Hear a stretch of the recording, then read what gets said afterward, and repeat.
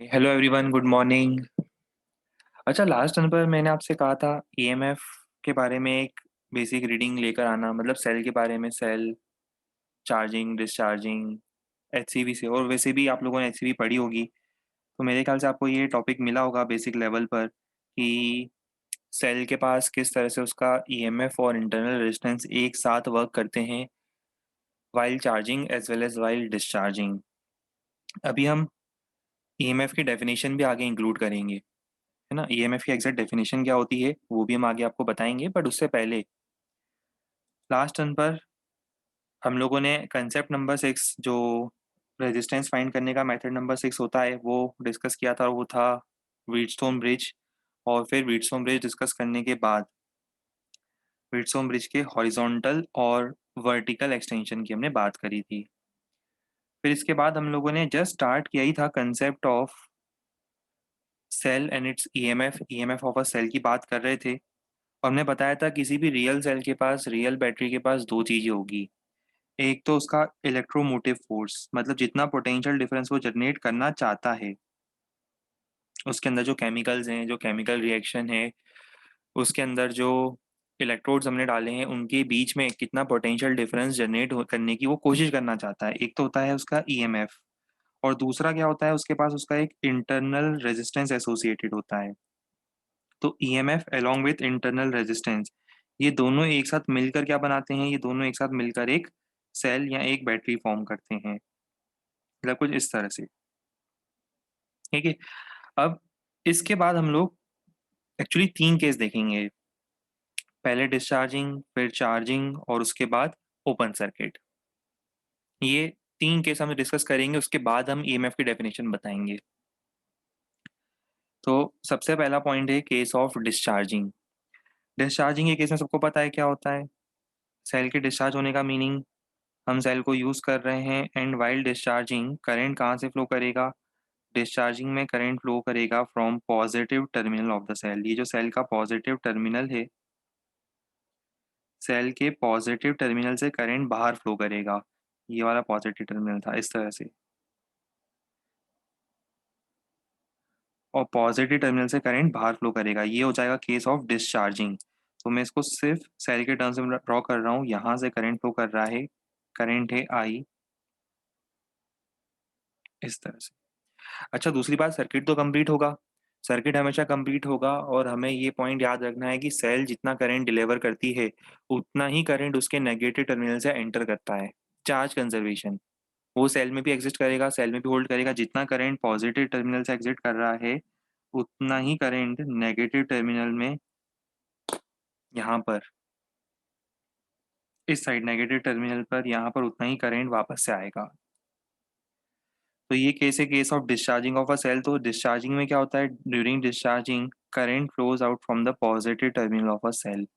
चलो, अब हम एक काम करते हैं। अब हम सेल के टर्मिनल के क्रॉस पोटेंशियल डिफरेंस निकालने की कोशिश करते हैं। मैं क्या निकालना चाह रहा हूँ, मैं निकालना चाह रहा हूँ सेल के टर्मिनल के क्रॉस पोटेंशियल डिफरेंस। ये जो सेल के दो टर्मिनल्स हैं, इनके बीच में पोटेंशियल ड्रॉप कितना होगा। तो हम स्टार्ट करते हैं पॉइंट बी से। पॉइंट बी से स्टार्ट करते हैं और वॉक करना स्टार्ट करेंगे पॉइंट ए की तरफ।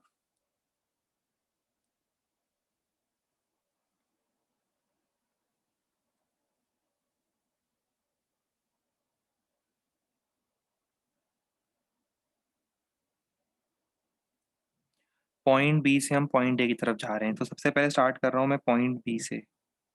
अभी हम बी पे खड़े हैं, हमारा पोटेंशियल है वी बी के इक्वल। पॉइंट बी पर पोटेंशियल है वी बी, वहां पर हम खड़े हैं, हमारा पोटेंशियल इतना है। मैं आगे गया तो मुझे एक रेजिस्टर मिला। मैं जंप करता हूँ आगे, तो पोटेंशियल में गेन मिलेगा, ड्रॉप मिलेगा, ड्रॉप मिलेगा। याद है, करंट के डायरेक्शन में जा रहा हूँ, मुझे और ड्रॉप मिलेगा। इतना ड्रॉप मिलने के बाद एक बैटरी आई, हम और जंप करते हैं, तो हमें इतना गेन मिलेगा। मैं इसको ये ई लिख रहा हूँ एप्सिलॉन टाइप से। ठीक है। बैटरी की ईएमएफ को कई बार इस तरह से लिखा जाता है, तो उसको एप्सिलॉन लिख रहा हूँ मैं, ज़्यादा अच्छा वो रिप्रेजेंटेशन होगा इसका।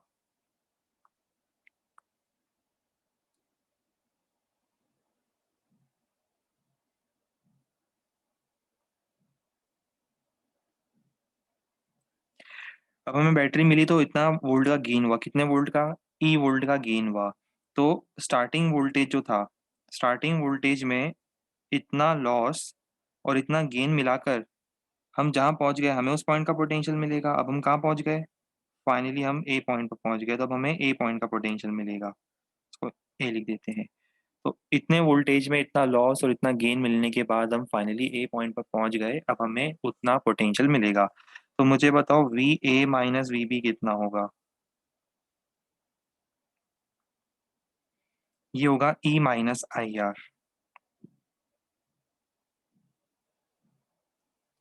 तो हम लिख सकते हैं ऊपर वाली इक्वेशन में V A minus V B is equal to E minus I into are.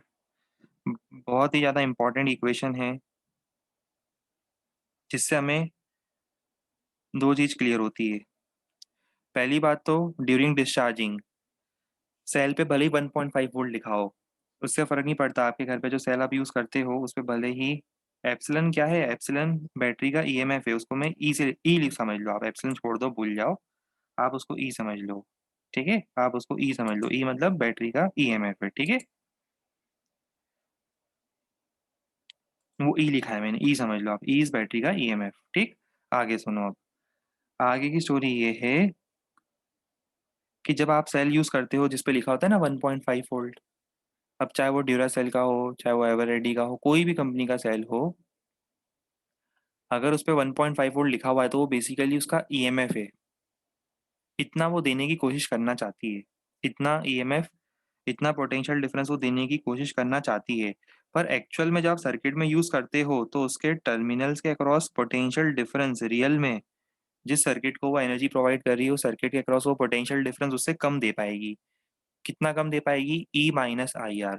क्यों? क्योंकि थोड़ा सा पोटेंशियल ड्रॉप या थोड़ा सा ईएमएफ वो खुद के लिए यूज कर लेती है। खुद का जो इंटरनल रेजिस्टेंस है, खुद का ही जो इंटरनल रेजिस्टेंस है, उसके अगेंस्ट जो करंट फ्लो करवाना पड़ रहा है उसको, तो खुद का ही इंटरनल रेजिस्टेंस थोड़ा सा ईएमएफ कम कर देता है। तो ये देखो, ये जो आई आर का ड्रॉप आया है, ये जो ईएमएफ का लॉस आया है, ये किसके अक्रॉस आया है? ये उसके खुद के ही इंटरनल रेजिस्टेंस के अक्रॉस आया है। उसका जो खुद का इंटरनल रेजिस्टेंस है, बैटरी के अंदर जो केमिकल्स हैं, केमिकल्स के अंदर से भी जब इलेक्ट्रॉन्स फ्लो करेंगे, जब करंट फ्लो करेगा, इलेक्ट्रॉन्स फ्लो करेंगे, तो उसे कुछ रेजिस्टेंस मिलेगा। तो उसके ही रेजिस्टेंस के अक्रॉस आई आर कंज्यूम हो गया।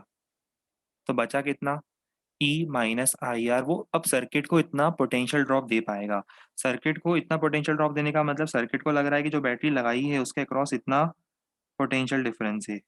सर्किट को इतना पोटेंशियल डिफरेंस बैटरी दे पा रही है। देना चाहती थी ई, देना चाहती थी ई, पर दे कितना पा रही है? E minus I R. तो ये क्या है? V B, V A minus V B is what? V A minus V B is potential difference across the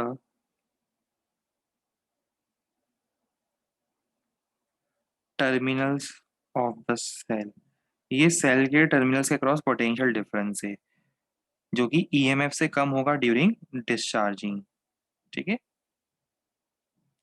इसे नोट किया जाए। Case of discharging internal resistance लिए लगाते हैं क्योंकि उसके पास इंटरनल रेजिस्टेंस होता है। अभी हमने बताया इंटरनल रेजिस्टेंस क्यों होता है। जब करंट बैटरी के अंदर से फ्लो करने की कोशिश करेगा, आपने देखा बैटरी हीटअप होती है, कभी फील करा है? बैटरी हीटअप होती है ना। हीटअप क्यों होती है? क्योंकि जब करंट फ्लो करेगा, किसी भी सब्सटेंस से करंट फ्लो करेगा, तो क्या होता है? कोलिजन्स होते हैं। कोलिजन्स का मतलब कुछ रेजिस्टेंस मिलता है इलेक्ट्रॉन्स को। फ्री पाथ तो होता नहीं है ना। फ्री पाथ अगर होता तो इलेक्ट्रॉन्स बहुत आसानी से फ्लो कर जाते हैं। फ्री पाथ मतलब एक तरह से वैक्यूम होता अगर, पर वैक्यूम तो होता नहीं है। अंदर क्या होते हैं? केमिकल्स होते हैं, डेंसली पैक्ड केमिकल्स होते हैं।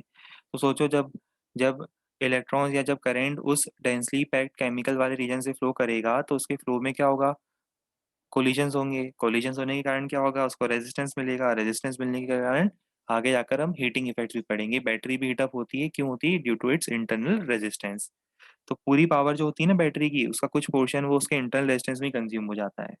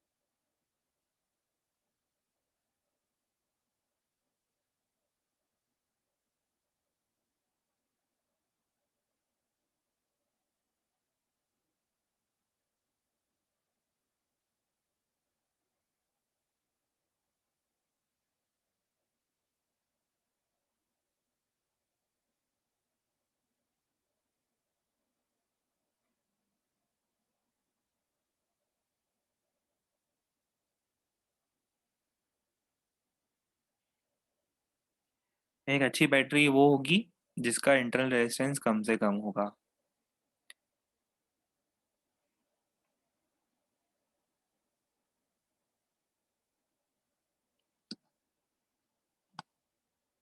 पर ज़ीरो क्यों नहीं हो सकता? क्योंकि देखो अंदर कुछ ना कुछ केमिकल्स तो होंगे ही, और केमिकल्स होंगे मतलब सब्सटेंस तो है, सब्सटेंस है मतलब उसके पास रेजिस्टेंस तो होगा। ठीक है, इसका मतलब आइडियल बैटरी वो होती है जिसके पास क्या हो, ज़ीरो इंटरनल रेजिस्टेंस हो, पर ऐसा केस पॉसिबल नहीं होता है।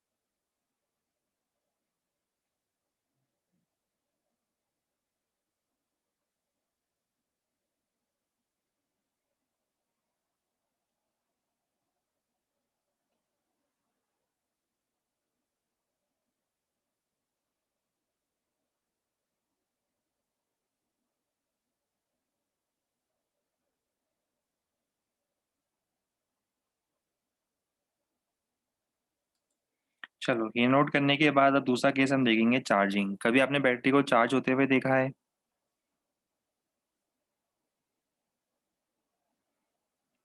बिल्कुल देखा होगा। अब चार्जिंग में क्या होता है, हम उसके टर्मिनल्स के क्रॉस उसके ईएमएफ से ज़्यादा पोटेंशियल अप्लाई करते हैं। क्यों करते हैं वो आपको 2 मिनट में समझ में आ जाएगा जब मैं इसकी इक्वेशंस लिखूंगा। पर अभी हाल फिलहाल ये जो बैटरी है इसमें चार्जिंग में क्या होता है, करंट जो होता है ना वो यहाँ फ्लो करता है, केमिकल रिएक्शंस रिवर्स होती है। सबको पता होगा बैटरी के अंदर केमिकल्स होते हैं। कुछ बैटरी होती है जो एक ही बार यूज़ कर सकते हो, कुछ बैटरी होती है जो बार बार चार्ज कर सकते हो, जैसे आपके मोबाइल की बैटरी हो गई। बहुत सारी बैटरीज होती है, रिचार्जेबल बैटरीज भी आती है। उसमें केमिकल रिएक्शंस को हम रिवर्स कर सकते हैं, मतलब अगर हम यहाँ पर करंट की डायरेक्शन चेंज कर दें तो जो केमिकल रिएक्शंस होती है they are reversible chemical reactions, तो फिर से वो ओरिजिनल केमिकल्स रिस्टोर हो जाते हैं और फिर से उसके बाद आपकी बैटरी जो है वो चार्ज हो जाती है। ठीक है,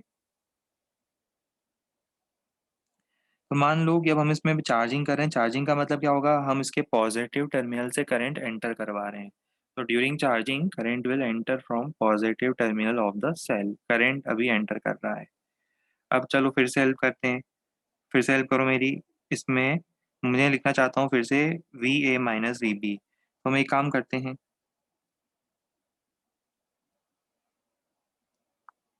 हम ए से स्टार्ट करते हैं। चलो, let us start again from, इस बार हम पॉइंट ए से स्टार्ट करें, फर्क नहीं पड़ता, बी से भी स्टार्ट कर सकते हो। ए से स्टार्ट करते हैं, क्या लिखेंगे, वी ए।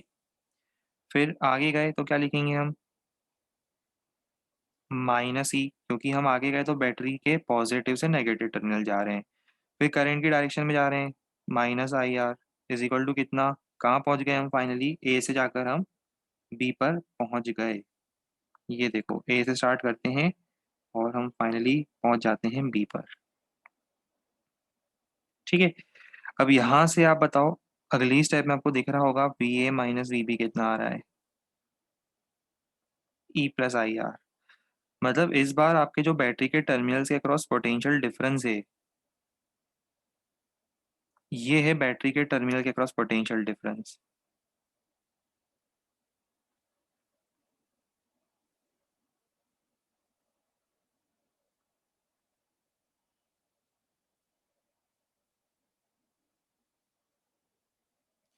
ये जो बैटरी के टर्मिनल्स के क्रॉस पोटेंशियल डिफरेंस है, ये कितना आ रहा है, ये आ रहा है इस बार ई प्लस आई आर। मतलब चार्जिंग तो तभी होगी जब आप उसमें क्या करो, उसके ईएमएफ से ज़्यादा वोल्टेज लगाओ, उसके टर्मिनल्स के क्रॉस ईएमएफ से ज़्यादा वोल्टेज लगाने पर ही बैटरी चार्ज होगी।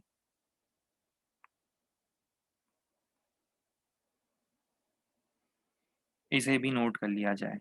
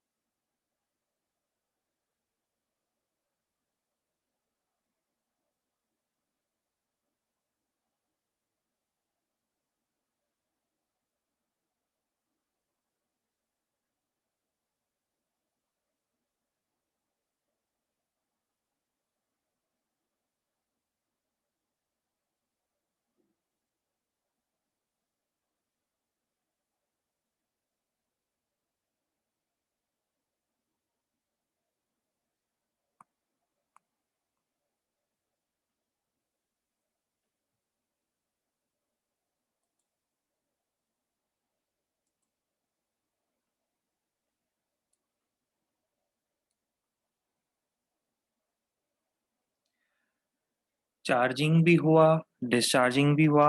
अब केस है केस ऑफ ओपन सर्किट। ई को नेगेटिव क्यों लिया? ई को नेगेटिव इसलिए लिया क्योंकि हम इतना सब किरचॉफ लॉ पढ़ चुके हैं। किरचॉफ लॉ में हमने कितने सारे क्वेश्चंस करे थे। और याद करो, किसी क्वेश्चन में अगर हम आपसे बोले कि यहाँ से स्टार्ट करते हैं और आगे जा रहे हैं और जंप करना पड़ा, तो हम बैटरी के हायर पोटेंशियल पॉइंट से लोअर पोटेंशियल जा रहे हैं, मतलब लॉस मिल रहा है। तो याद करो, साइन कन्वेंशन में नेगेटिव लेंगे। क्लास नोट्स डेली बेसिस पर रिवाइज करा करो, ठीक है। क्लास नोट्स डेली बेसिस पर रिवाइज करा करो, क्योंकि हम लोगों ने इसका साइन कन्वेंशन बैटरी का किरचॉफ लॉ के जस्ट अगले ही पेज में लिखवाया था। किरचॉफ लॉ का अगला पेज देखो, नेक्स्ट पेज देखो आपकी कॉपी में जो लिखा हुआ है किरचॉफ लॉ के जस्ट बाद, उसमें मैंने साइन कन्वेंशन में बैटरी के लिए, उसके लिए मैंने बैटरी के लिए और रेजिस्टर के लिए साइन कन्वेंशन लिखवाया था, ठीक है। चलो अब हम आगे बढ़ते हैं, ठीक है। अब सबसे important case, case of open circuit. Open circuit मतलब हमारे पास बैटरी है पर बैटरी को लाके हमने रख दिया। ओपन सर्किट मतलब अभी स्विच ओपन है, ऑन है, ऑफ है स्विच, और बैटरी से अभी कोई करंट फ्लो नहीं कर रहा है, नहीं बैटरी चार्ज हो रही है, नहीं डिस्चार्ज हो रही है। ओपन सर्किट मतलब एक तरह से अभी स्विच ओपन है, ये इस तरह से। बल्ब लगा हुआ हो सकता है, कुछ भी लगा हो सकता है, वो उससे फर्क नहीं पड़ेगा। अभी स्विच ओपन है, तो ओपन सर्किट में करंट का लेन देन जीरो है, ठीक है। ओपन सर्किट में करंट का लेन देन कितना है? जीरो है। अब इंटरेस्टिंग बात है, जब करंट का लेन देन जीरो है तब बढ़िया मजा आता है। देखो क्यों। ये बैटरी है, अगेन मैं आपको बार बार विजुलाइज करवा रहा हूँ, आपको समझ में आना चाहिए। बैटरी रियल लाइफ में ऐसी दिखती है, सेल ऐसा दिखता है। बहुत सारे सेल मिलते हैं तो बैटरी बन जाती है। ये सेल ऐसा दिखता है, रखा हुआ है। आप नया सेल लाए और आपने नया सेल लाकर टेबल पे रख दिया। ये देखो, ये सेल था, बिल्कुल नया नया सेल लाए मार्केट से, उसको आपने टेबल पे रखा हुआ है, अभी आप यूज करने वाले हो। पर अभी उसको क्या करा है? ओपन सर्किट में रखा है, मतलब करंट कितना होगा? जीरो होगा। करंट जीरो होने का मतलब आप एक काम करो, कहीं से स्टार्ट करो। चलो बी से स्टार्ट करते हैं। आप ए से भी स्टार्ट कर सकते हो, कोई फर्क नहीं पड़ता। ए से भी जाओ, बी से ए जाओ, अल्टीमेटली वो इक्वेशन सिमिलर बनेगी। बी से स्टार्ट करते हैं। अभी मैं बी पे खड़ा हूँ, फिर मैं आगे गया, रजिस्टर आया, करंट ही जीरो है ना, तो आई इंटू आर, करेंट ही जीरो है। फिर और आगे गया, देखो इस बार मुझे बैटरी में पोटेंशियल गेन मिलेगा। क्यों? मैं बी से ए जा रहा हूँ। तो जिन लोगों को डाउट आने वाला है, मैं पहले ही बता दूं, मैं लोअर पोटेंशियल से हायर पोटेंशियल जा रहा हूँ। तो क्या होगा बताओ? अगर मैं लोअर से हायर पोटेंशियल जाऊंगा तो मुझे पोटेंशियल में गेन मिलेगा। कितना गेन मिलेगा? ई का गेन मिलेगा। और वो मिलाकर मैं कहाँ पहुंच गया? ए पर। तो मुझे मिलेगा पोटेंशियल ऑफ पॉइंट ए। तो अब बताओ, यहाँ से V A minus V B कितना आएगा? V A minus V B आएगा ई के इक्वल।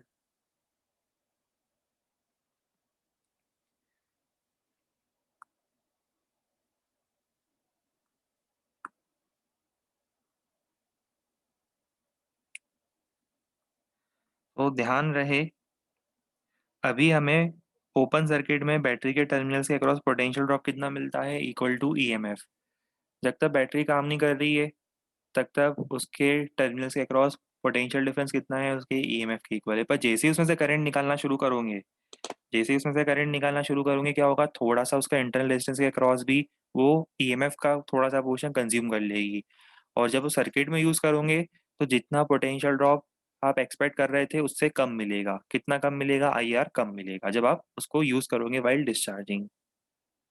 ठीक है। वही बात होती है, घर वाले आपको 1,000 रुपये देते हैं, है ना, कि 1,000 रुपये का सामान लेकर आओगे। 1,000 रुपये दिए कि घर का कुछ ग्रोसरी का सामान लेकर आओ, तो उन्होंने आपको 1,000 रुपये दिए। ठीक है। अभी जब तक आप घर में हो वो दिख रहा है उनको कि हाँ 1,000 रुपये का सामान आने वाला है, पर जैसे ही आप सामान लेने गए, बताओ क्या होता है। 1,000 रुपये का सामान आता है क्या कभी? नहीं आता। घर से लेके गए 1,000 रुपये, है ना, और सामान आता कितने का है, 600 700 का आता है ना, ज़्यादा ज़्यादा 700 का आता है। और बचे हुए 300 रुपये का आते हैं। 300 रुपये वो जो खुद का इंटरनल रेजिस्टेंस होता है उसके अगेंस्ट यूज हो जाते हैं।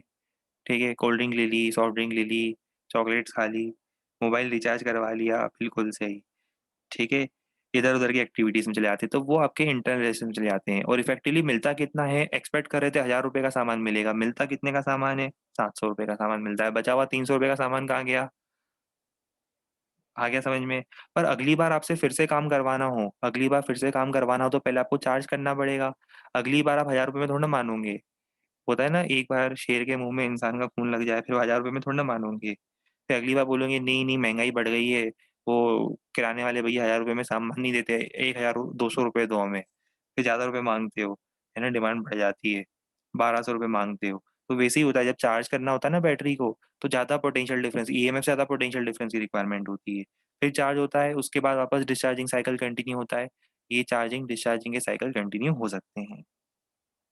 अब इसमें इंपॉर्टेंट डेफिनेशन ये वाली है, ये बड़ी ही इंपॉर्टेंट डेफिनेशन है। EMF and potential difference are two different terms. EMF और पोटेंशियल डिफरेंस दोनों सेम नहीं है, लोगों को लगता है दोनों सेम है, नहीं, दोनों में बहुत बड़ा डिफरेंस है।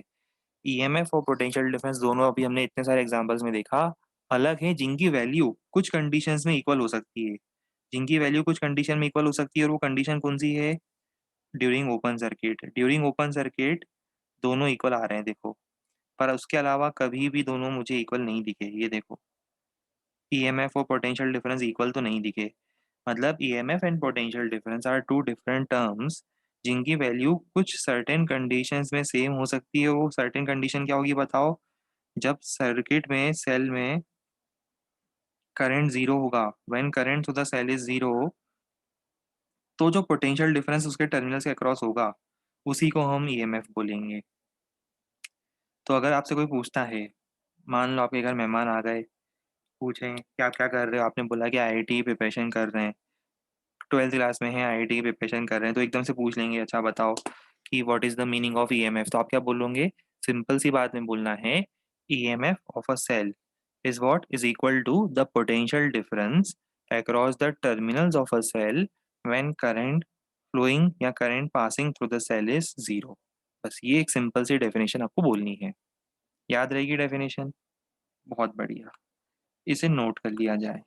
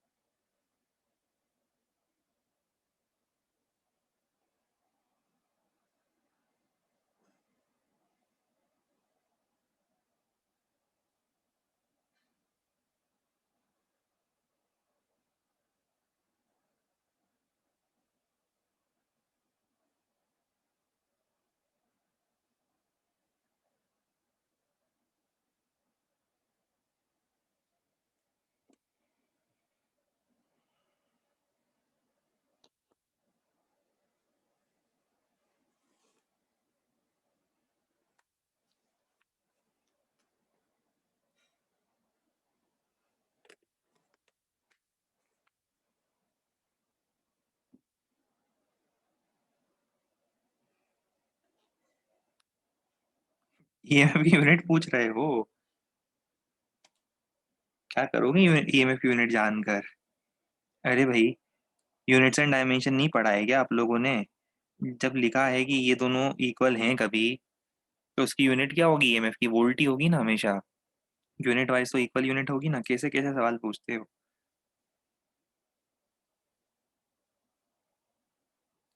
आईआर और माइनस आईआर का लॉजिक बता दें, देखो। अभी भी क्लियर नहीं हुआ आपको? देखो क्या होता है कि जब जब आपको गेन मिलता है, तब आप गेन को क्या लेते हो? गेन को लेते हैं पॉजिटिव। और जब जब आपको लॉस मिलता है, लॉस को क्या लेते हैं? नेगेटिव। नुकसान हुआ तो नेगेटिव, गेन हुआ तो पॉजिटिव। ठीक है। अब होता क्या है, एक रेजिस्टर होता है। रेजिस्टर में मान लो करंट जा रहा है इधर, और हम भी जा रहे हैं करंट की डायरेक्शन में। हम भी जा रहे हैं करंट के डायरेक्शन में। तो मुझे बताओ, याद करो मैंने लिखवाया था, करंट किस डायरेक्शन में जाता है? हाई से लो पोटेंशियल। मतलब हम भी हाई से लो पोटेंशियल जा रहे हैं, मतलब हम क्या कर रहे हैं? अपना पोटेंशियल कम कर रहे हैं। अगर हम अपना पोटेंशियल कम कर रहे हैं, मतलब पोटेंशियल में क्या मिलेगा? लॉस मिलेगा। तो लॉस मिलेगा मतलब अगर मैं आगे जाऊंगा तो मैं क्या लिखूंगा इसको? Minus I are. और अगर मान लो कोई दूसरा पर्सन है, वो करंट के अपोजिट जा रहा है। अब करंट सामने से आ रहा है, मैं अपोजिट जा रहा हूँ, तो मैं क्या लिखूंगा? मैं लिखूंगा प्लस आई आर। क्यों? क्योंकि इस पूरे प्रोसेस के एंड में मुझे पोटेंशियल में गेन मिलेगा। गेन क्यों मिलेगा? क्योंकि करंट सामने से आ रहा है और मैं करंट के अपोजिट जा रहा हूँ। करंट के अपोजिट मतलब मैं लोअर से हायर पोटेंशियल जा रहा हूँ, मतलब मुझे गेन मिलेगा। आप इसको ऐसे याद रखो।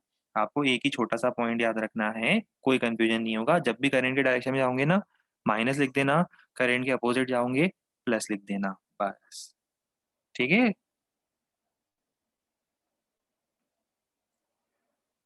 आओ पहले मैं आपको इस पे कुछ क्वेश्चन करवाऊं, फिर मैं आपको इसमें एक बढ़िया सा थ्योरम बताऊंगा आगे जाकर। आज या प्रोबेबली कल, आजकल में से जब भी हीटिंग इफेक्ट होता है, फिर आपको एक इम्पॉर्टेंट थ्योरम बताऊंगा रिलेटेड टू सेल। थ्योरम का नाम होगा maximum power transfer theorem. Theorem होगा थ्योरम। सबसे ज़्यादा important theorem maximum power transfer theorem. और वो सब आगे आएगा। अभी तो आप ये क्वेश्चन एंजॉय करो।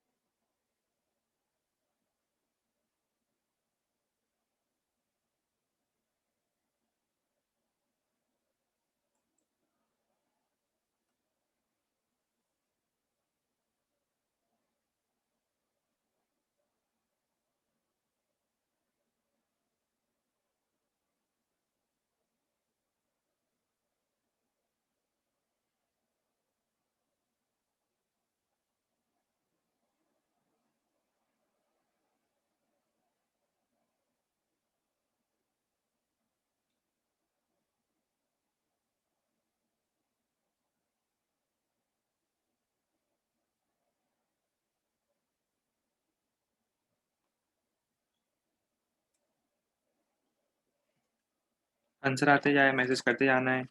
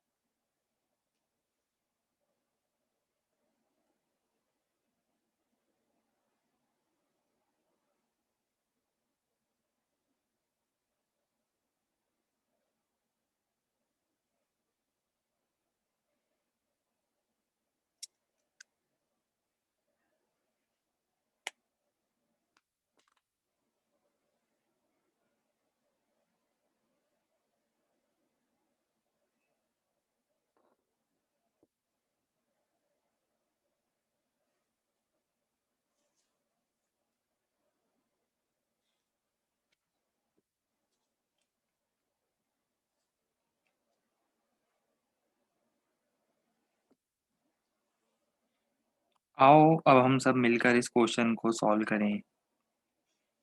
देखो सबसे पहली बात, आपको एक काम करता हूँ, मैं वेरिएबल्स के टर्म में सिखाता हूँ आज। पहले वेरिएबल के टर्म में सिखाता हूँ क्योंकि बार बार ये टर्म्स आने वाले हैं। बैटरी का इंटरनल रेजिस्टेंस को यूजुअली हम स्मॉल आर से लिखते हैं और जो एक्सटर्नल रेजिस्टेंस होता है उसको हम कैपिटल आर लिखते हैं। जनरल ये ट्रेंड होता है। तो पहले मैं एक काम करता हूँ, एक जनरल फॉर्मूला डिराइव करके बताता हूँ आपको।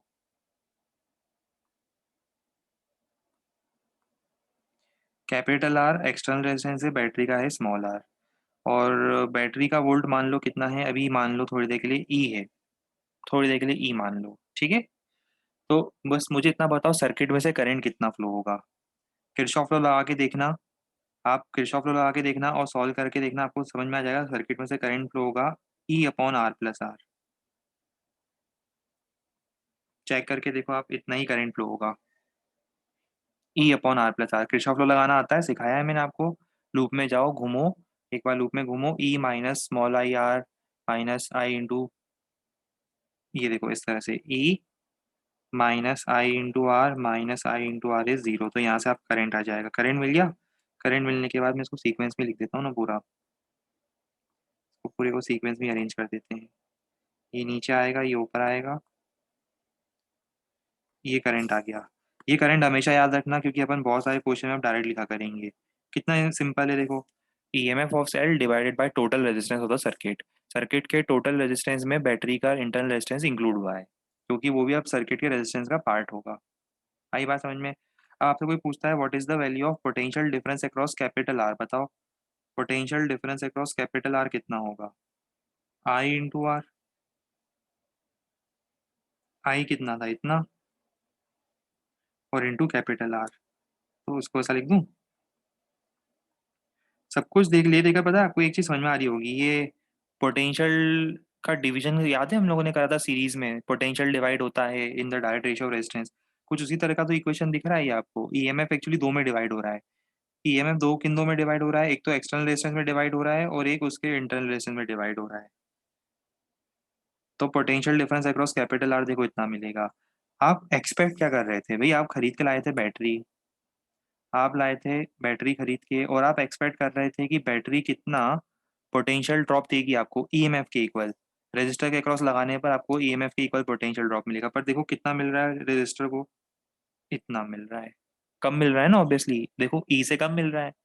मतलब एक्चुअली क्या होगा कि बैटरी उसको जितनी उसकी रेटिंग होगी, जैसे अगर ईएमएफ लिखा है 1.5 तो उससे थोड़ा सा कम वोल्टेज प्रोवाइड करेगी, क्योंकि थोड़ा बहुत तो उसके इंटरनल रेजिस्टेंस ने रख लिया। चलो अब इसको क्वेश्चन में अप्लाई करते हैं। बताओ सर्किट में करंट कितना होगा।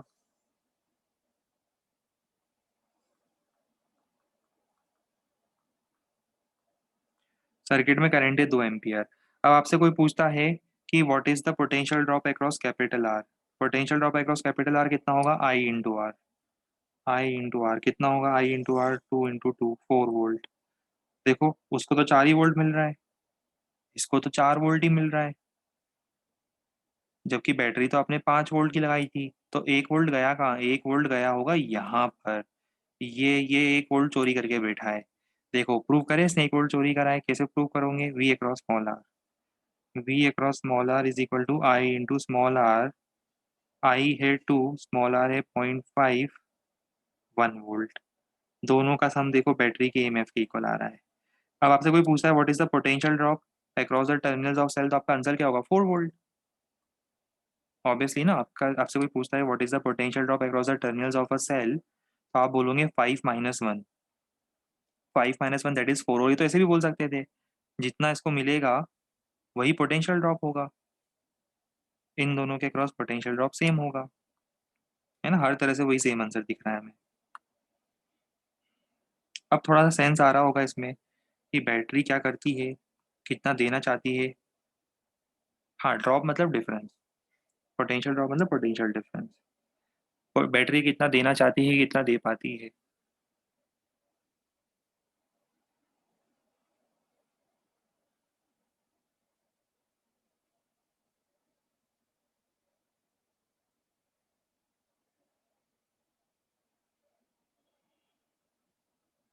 साइन कन्वेंशन में मैं देख रहा हूँ बहुत से लोग कंफ्यूज हो रहे हैं, अभी भी लोगों के मैसेज आ रहे हैं V A minus V B minus V A.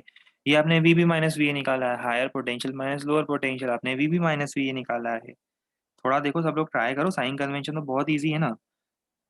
Positive negative sign लेने में कहाँ गलती कर सकते हो, higher potential minus lower potential करना है। वी बी हायर है, ए लोअर है, V B minus V A. मैं लिख देता हूँ, ये हमने निकाला है V B minus V A is 4 volt.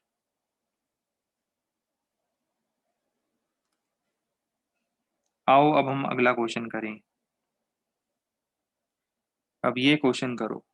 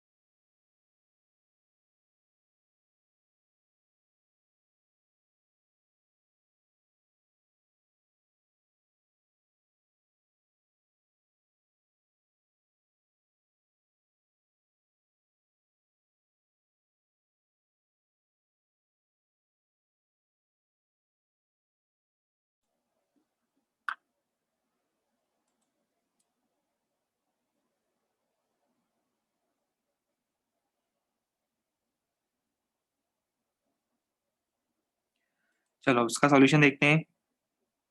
एक फ्लैशलाइट का सेल लाए हम लोग जिसका ईएमएफ था 1.5, ठीक है। और हमें पता है कि एक्चुअली क्या होगा, इसके पास इसका इंटरनल रेजिस्टेंस भी होगा। इसका ईएमएफ हमें दिया हुआ है 1.5, पर साथ में इसके पास एक इंटरनल रेजिस्टेंस भी होगा जो इसमें अभी मेंशन नहीं है।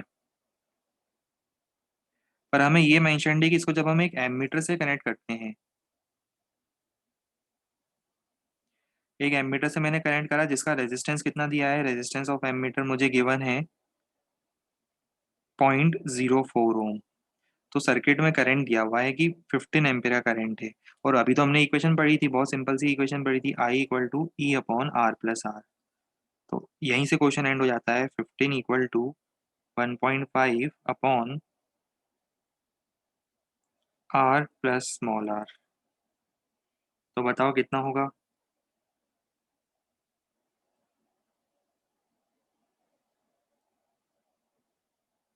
ये हो जाएगा इसका इंटरनल रेजिस्टेंस, ठीक है।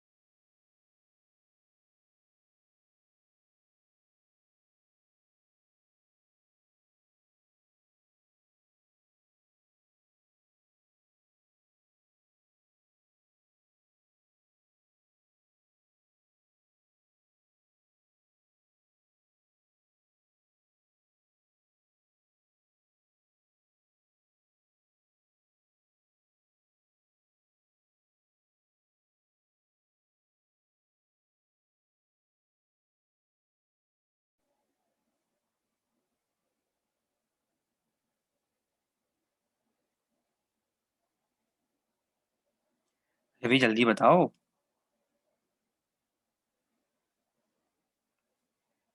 अरे क्या आंसर आ रहा है, जल्दी मैसेज करो।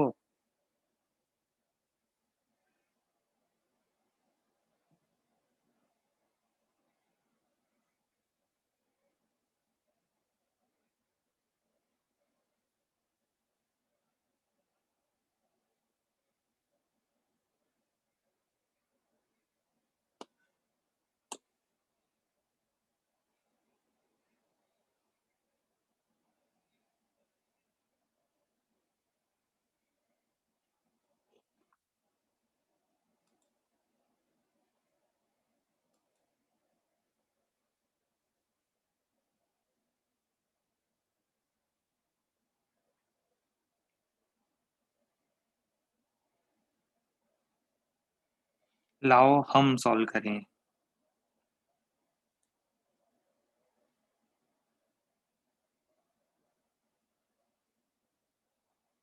सेल और उसका इंटरनल रेजिस्टेंस, और ये एक्सटर्नल रेजिस्टेंस है। कितना रेजिस्टेंस है एक्सटर्नल? 5 ओम।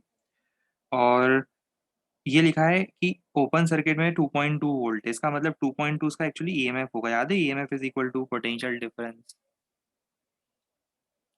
इसका मतलब ये क्या होगा, ये होगा इसका 2.2 वोल्ट इसका ईएमएफ होगा, तो इसमें तो कोई दिक्कत ही नहीं। अब इसमें लिखा है कि जब इसमें रेजिस्टेंस लगा देते हैं इतना, तो इसके अक्रॉस पोटेंशियल ड्रॉप कितना हो जाता है? इसके अक्रॉस पोटेंशियल ड्रॉप हो जाता है 1.8। ये दिया हुआ है। अब सॉल्व करने के बहुत सारे तरीके हैं, जो मेथड आपको पसंद है वो यूज़ कर सकते हो।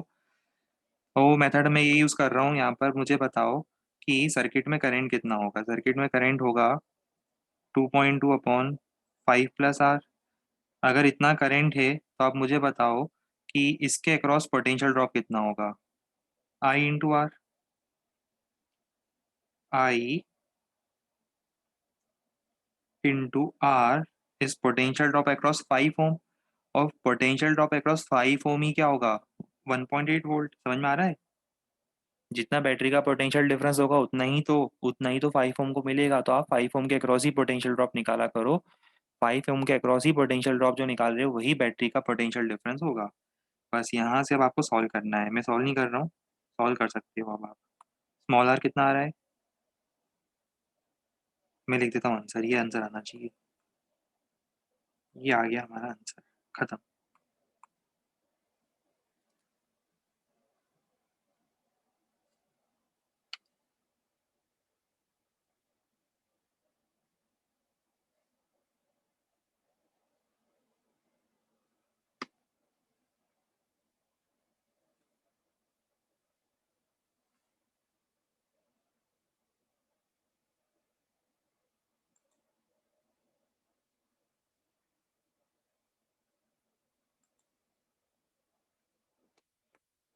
करते जाओ करते जाओ, इस तरह के 4-5 क्वेश्चन करोगे एकदम से आपको EMF, potential drop, internal resistance, ये सारे कंसेप्ट एक साथ ही क्लियर हो जाएंगे।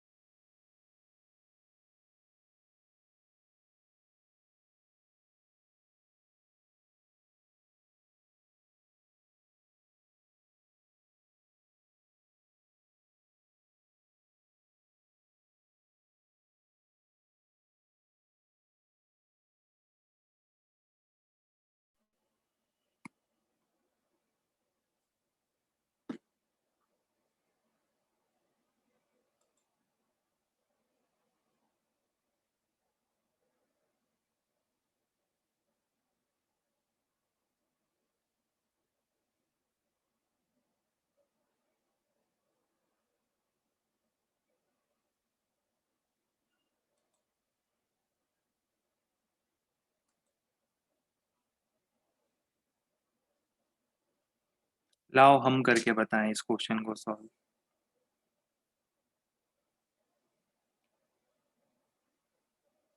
आपसे अब चलो आप ऐसा मान लो कि एक सेल है जिसका ईएमएफ है ई, इंटरनल रेजिस्टेंस है R. EMF E, internal resistance R. अब क्वेश्चन में गिवन है कि जब resistance of 2 ohm is connected, when resistance of 2 ohm is connected, current is 0.5 ampere. तो हमें पता है ना, करंट का एक्सप्रेशन पता है हमें, I equal to E upon R plus R, हमें एक्सप्रेशन पता है। तो स्टार्टिंग में करंट कितना है, 0.5 E upon R plus small R. ये एक इक्वेशन है और दो वेरिएबल हैं। दो वेरिएबल कौन से हैं, एक तो बैटरी का ईएमएफ और दूसरा इंटरनल रेजिस्टेंस। दूसरी इक्वेशन कहाँ से आएगी, but when resistance is increase to 5 ohm. अब इसको मैं 2 की जगह 5 कर देता हूँ, इसको हमने 2 की जगह 5 कर दिया, 2 का 5 हो गया। तो करंट क्या हो गया, 0.5 का 0.25 एम्पियर हो गया। तो नई इक्वेशन क्या होगी, नया current is equal to EMF, तो वही रहेगा, डिवाइडेड बाय नया रेजिस्टेंस प्लस इंटरनल रेजिस्टेंस।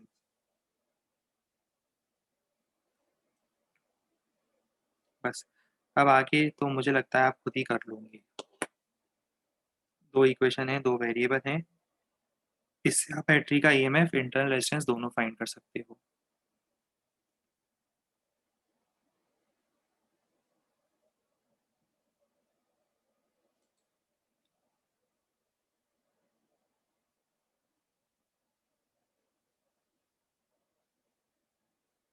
1.5 आ रहा है, ठीक है, 1.5 आ रहा होगा फिर। हमने कैलकुलेट नहीं करके देखा, आप लोग बोल रहे हो तो हम लोग मान लेते हैं। कैलकुलेशन चेक कर लेना बस आपका एक बार।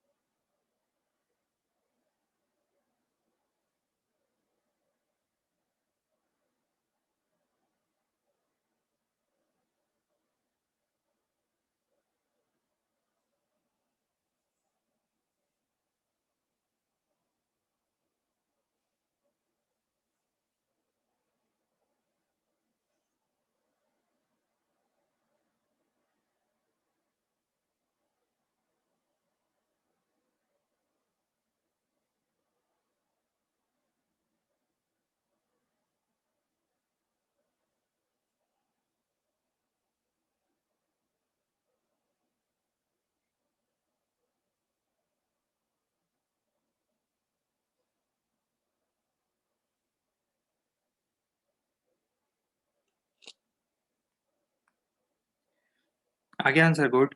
देखो सिंपल बात है, जब इसको हम शॉर्ट सर्किट कर रहे हैं इसका मतलब एक्सटर्नल रेजिस्टेंस ही जीरो है। अगर आप एक बैटरी को शॉर्ट सर्किट कर देते हो, जो कि नहीं करना चाहिए वैसे, रियल लाइफ हमने लिखा देखा होगा, इसमें लिखा होता है do not short circuit the cell. आपने शॉर्ट सर्किट कर दिया, ईएमएफ है 1.5 और इंटरनल रेजिस्टेंस है आर,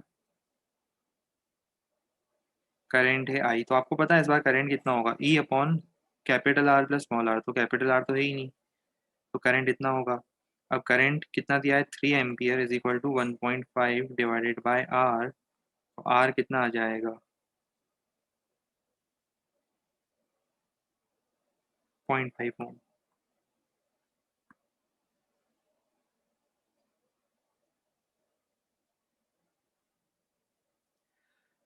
चलो ये तो कुछ डायरेक्ट क्वेश्चन ऐसे हो गए जिनके हेल्प से आपको एटलीस्ट बेसिक कंसेप्ट का आइडिया लग गया। अब अच्छे क्वेश्चंस करने से पहले हमें समझना पड़ेगा ग्रुपिंग ऑफ सेल्स के बारे में। ग्रुपिंग ऑफ सेल्स में हम तीन टाइप की ग्रुपिंग पढ़ेंगे। पहली होगी सीरीज ग्रुपिंग, दूसरी होगी पैरेलल ग्रुपिंग और तीसरी होगी मिक्स्ड ग्रुपिंग। तो सबसे पहले बात करते हैं हम सीरीज ग्रुपिंग की। ये आप लोगों ने देखा सीरीज पैरेलल कब होता है, ये देखो पहला वाला डायग्राम किसका है, दिख रहा है, ये पैरेलल कॉम्बिनेशन है, सबके सब सेल्स पैरेलल में। दूसरा वाला डायग्राम किसका है, दूसरा सीरीज का है। दूसरा पैरेलल नहीं है, दूसरा सीरीज है, क्योंकि देखो इसका पॉजिटिव इसके नेगेटिव से कनेक्टेड है, फिर इसका पॉजिटिव इसके नेगेटिव से, फिर पॉजिटिव फिर नेगेटिव से कनेक्टेड है, तो ये सीरीज ग्रुपिंग है दूसरी वाली। First one is parallel combination, second one is series combination. जो आपके रिमोट में आप यूज़ करते हो, जो आप आपके सेल वगैरह में यूज़ करते हो, उसमें रिमोट वगैरह में यूज़ करते हो, वो सीरीज कॉम्बिनेशन होता है। टॉर्च में देखा होगा आपने, एक के बाद एक सीरीज में लगाते हो, वो सब सीरीज ग्रुपिंग होती है। तो सबसे पहले मैं लिखवा दूंगा ना पूरा, पहले अपन देख लें यहाँ तक, पहले थोड़ा सा ये कवर कर लूँ मैं, उसके बाद मैं नोट करवा दूंगा पूरा। पहले बात कर रहा हूँ सीरीज ग्रुपिंग की। तो देखो सीरीज ग्रुपिंग में होता क्या है, दो सेल लिए मैंने, एक ब्लू वाला सेल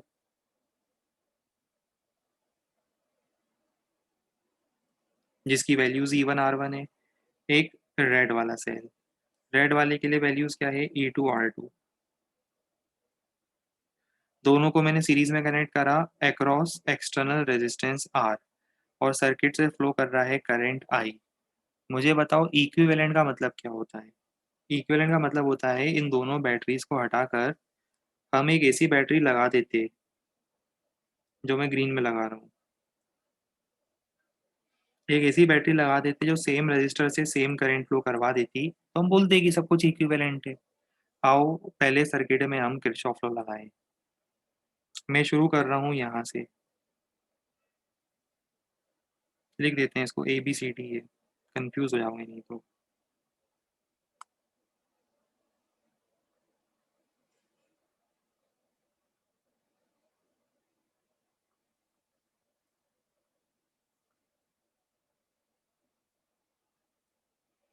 जो जा रहा है करंट वो वापस भी आएगा, ये वाला करंट, इसमें करंट आई होगा। साइन कन्वेंशन याद है ना, करंट के डायरेक्शन में जाएंगे तो नेगेटिव लिखेंगे। मैं स्टार्ट करता हूँ ए से, ए से स्टार्ट करो और आगे जा रहे हैं, ए से स्टार्ट करके हम आगे जा रहे हैं, तो बताओ क्या लिखेंगे, -IR2 plus E2 -IR1 plus E1 minus IR is equal to zero. -IR वो ऊपर वाले के लिए लिख रहे हैं अपन, ये इस रजिस्टर के लिए -IR इक्वल टू जीरो। तो यहाँ से एक इक्वेशन मिल रही है मुझे,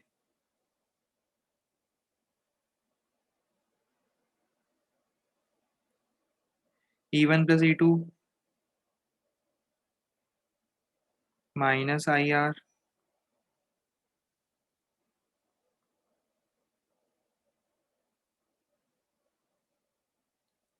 इसको बोल देता हूँ मैं इक्वेशन 1।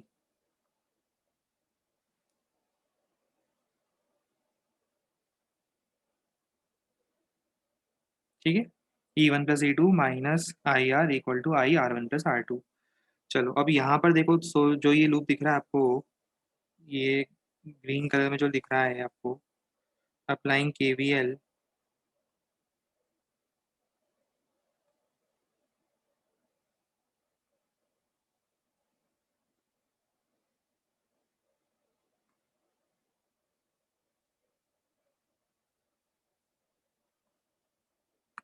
मैं बात कर रहा हूँ जिस लूप की, उस लूप का नाम है PQRS।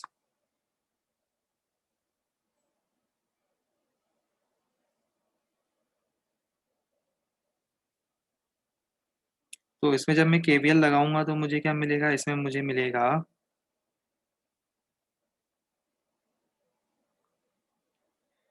-IR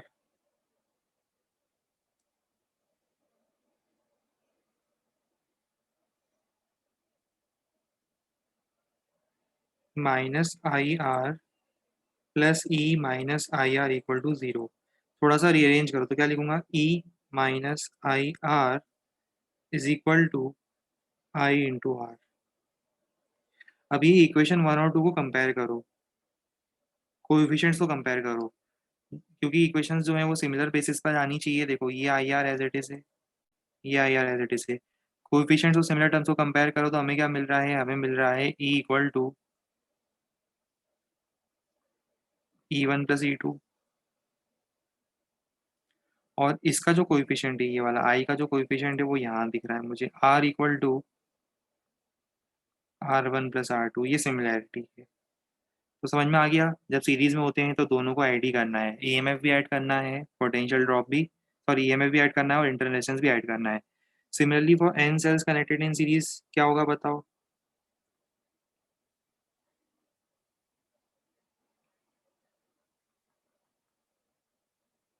ये हो जाएगा। अगर किसी सेल को मैंने रिवर्स पोलैरिटी में कनेक्ट करा है तो क्या करूंगा? अगर किसी सेल को मैंने रिवर्स पोलैरिटी में कनेक्ट कर दिया तो क्या करूंगा मैं? जैसे एग्जांपल, अभी आपको 3 सेल दिख रहे हैं पर गलती से एक सेल मैंने रिवर्स पोलैरिटी में लगा दिया। ये फर्स्ट सेल है। ये ग्रीन ये ग्रीन वाला सेल जो है देखो मैंने रिवर्स पोलैरिटी में लगा दिया E2R2। और फिर थर्ड वाला पिंक वाला फिर से सही लगाया। तो जब मैं एक सेल को रिवर्स पोलैरिटी में कनेक्ट करता हूँ तो E इक्विवेलेंट हो जाएगा E1 minus E2 plus E3। और जब मैं बात करूंगा आर इक्विवेलेंट की तो वो क्या होगा? वो तो प्लस ही होगा। प्लस क्यों होगा? रेजिस्टेंस के पास वैसे पोलैरिटी नहीं होती है ना। ईएमएफ के पास पोलैरिटी है कि आपको प्लस माइनस देखना पड़ेगा, रेजिस्टेंस तो ऐड अप होगा भले ही ईएमएफ सब्ट्रैक्ट करो। और आर इक्विवेलेंट में तो सर्किट के रेजिस्टेंस में वो ऐड अप ही होगा। तो ये ध्यान रहे कि एक हाथ से हम अभी क्वेश्चन में देंगे रिवर्स पोलैरिटी वाला, तो आपको ऐसा करना है।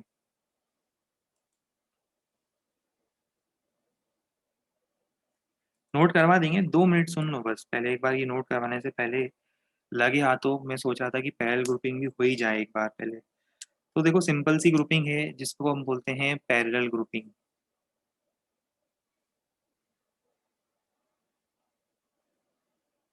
इसको ले लेता हूं मैं E1 R1 पहला सेल और दूसरा cell E2 R2। External resistor है R। एक्सटर्नल रेजिस्टेंस में ले रहा हूँ R। और मान लो कि फर्स्ट बैटरी ने कुछ करंट दिया I1। इस बार दोनों बैटरी से करंट अलग अलग होगा, है ना, ध्यान रखना। और टोटल करंट है I। ठीक है। अब इक्विवेलेंट का मतलब क्या होगा? इक्विवेलेंट का मतलब होगा कि एक ऐसी बैटरी और एक ऐसा इंटरनल रेजिस्टेंस लगा दें। एसी बैटरी, एक एसी बैटरी और एक ऐसा इंटरनल रेजिस्टेंस लगा दें जो सेम रेजिस्टर के क्रॉस सेम टोटल करंट दे पाए। तो हमारी जो इक्वेशन है वो बिल्कुल सही हो जाएगी। आओ अब हम क्या करेंगे। अब हम सबसे पहले मैं लूप को कलर कर देता हूँ।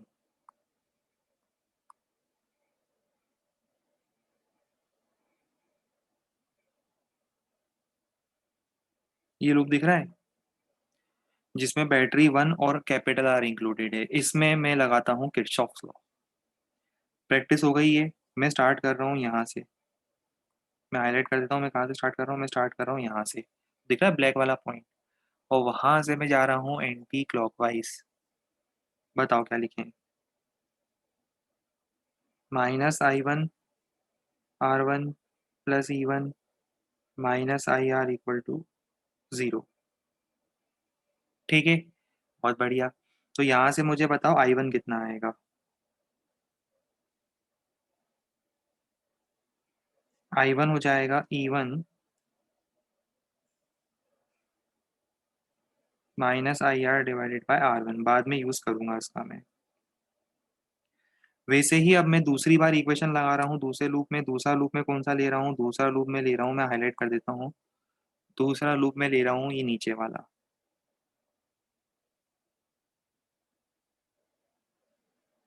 जिसमें सेकंड बैटरी और कैपिटल आर है।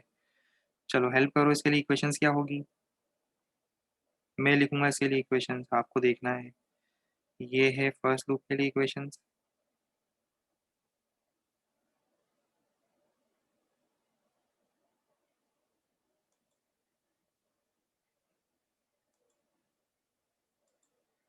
इसको पहले मैं एक काम करता हूँ, इसको भी अलग से ही कलर से हाईलाइट कर देता हूँ, आपको डिफरेंस दिख जाएगा। ये फर्स्ट के लिए थी इक्वेशन। अब सेकेंड लूप के लिए बताओ क्या लिखेंगे इक्वेशन? सेम इक्वेशन आएगी, डायरेक्ट लिख दें जल्दी जल्दी। -I2 R2 plus E2 minus IR is equal to 0। Solve करने पर I2 आ रहा है E2 minus IR upon R2। ठीक है, समझ गए होंगे, इजीली आ जाएगी ये इक्वेशंस।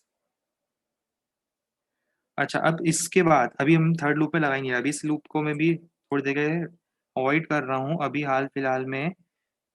फर्स्ट वाले ही लूप को देखो, ये जो लेफ्ट साइड में लूप है इसी लूप में देखो, फर्स्ट वाले ही डायग्राम को देखो। फर्स्ट वाले डायग्राम में कैसा बोल दूं, current I equal to I1 + I2। हमें ये भी तो पता है कि आई कितना होगा, आई होगा I1 + I2।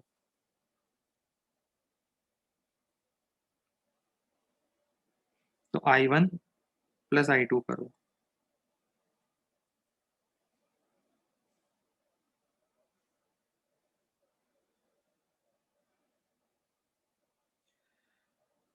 ठीक है, अब इसको थोड़ा सा रीअरेंज करेंगे। रीअरेंज कैसे करोगे, E1/R1 + E2/R2 minus I are common 1/R1 + 1/R2।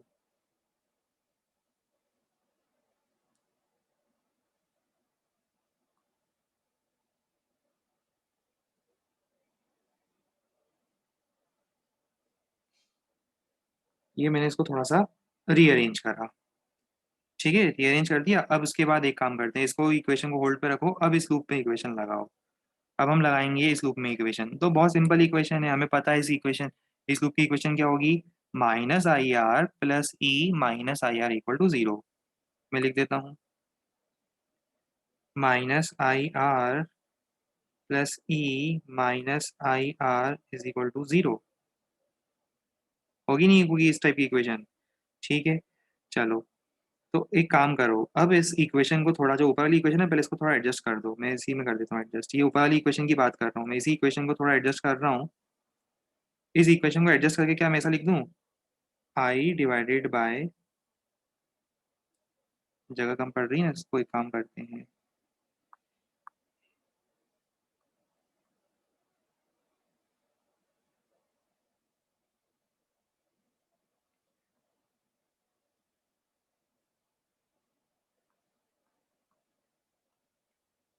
हम इसी इक्वेशन को रीएडजस्ट करके लिख रहे हैं, I/1/R1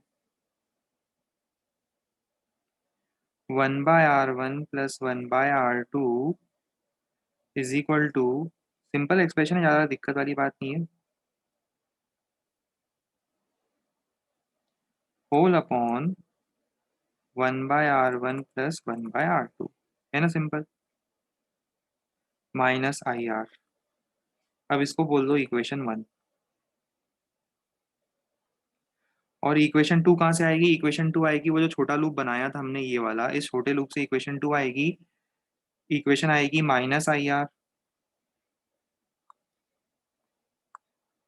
इसको भी हटा देते हैं।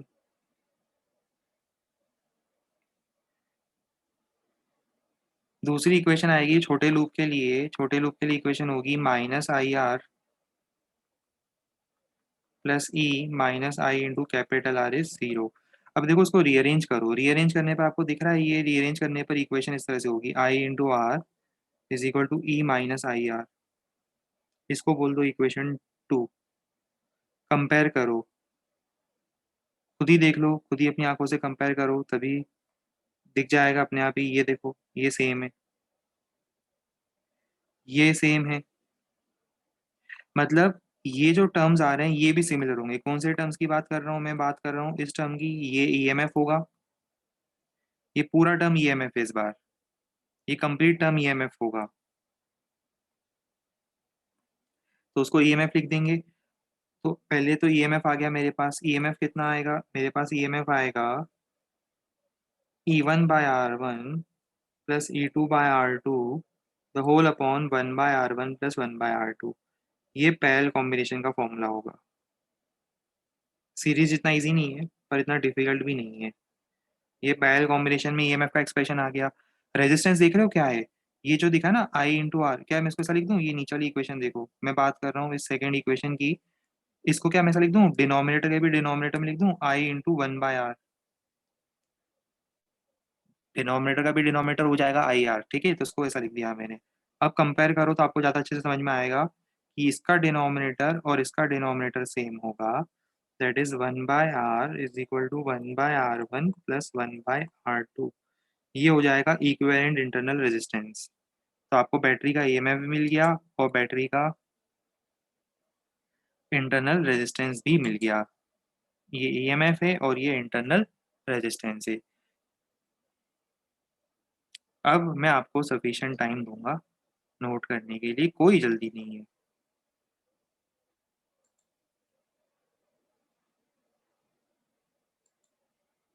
पहले हेडिंग डालो ग्रुपिंग ऑफ सेल्स।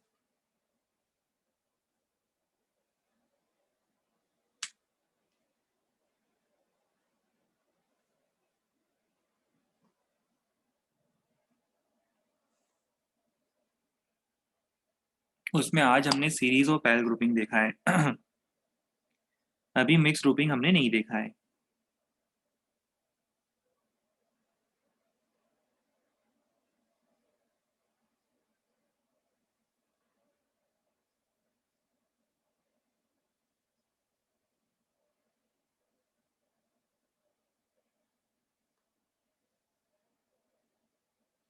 फिर सबसे पहले सीरीज ग्रुपिंग लिख लो।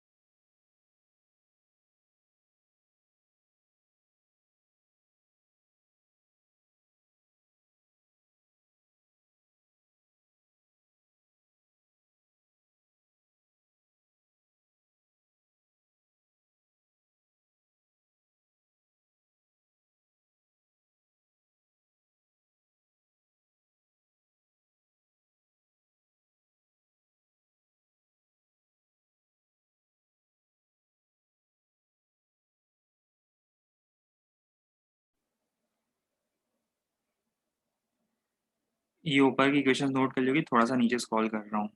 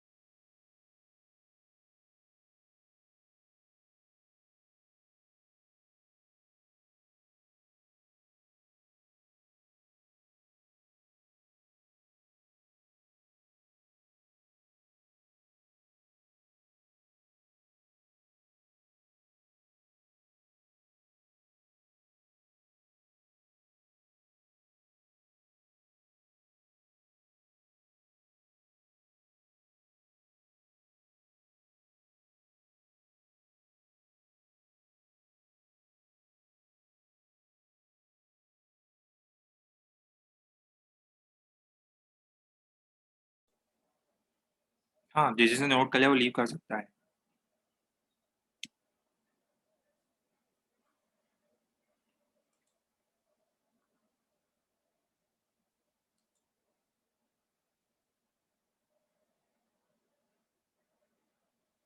चलो इसको यहाँ पर एंड कर रहे हैं। नेक्स्ट वन पर अगर किसी ने बाई चांस नोट नहीं किया, फोटो ले लो। नेक्स्ट वन पर यहीं से स्टार्ट करेंगे और इसके बाद और आगे कंटिन्यू करेंगे। इसके क्वेश्चंस भी बताएंगे और ज़्यादा क्लियर होगा। चलो फिर आगे कंटिन्यू करते हैं नेक्स्ट वन पर। Good bye and take care.